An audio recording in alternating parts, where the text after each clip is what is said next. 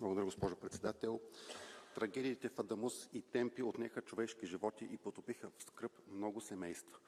Тези катастрофи ни напомнят, че безопасността в железопътният сектор не е даденост. Тя изисква постоянна бдителност, инвестиции и отговорно управление.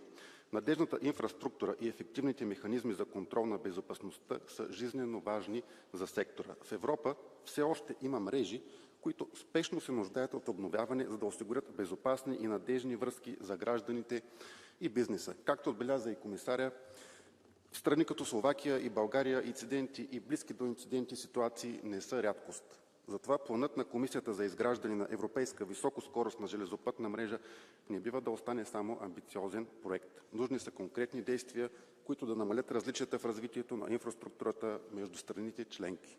Повсеместното въвеждане на Европейската система за управление на железопътния трафик е важна стъпка в тази посока.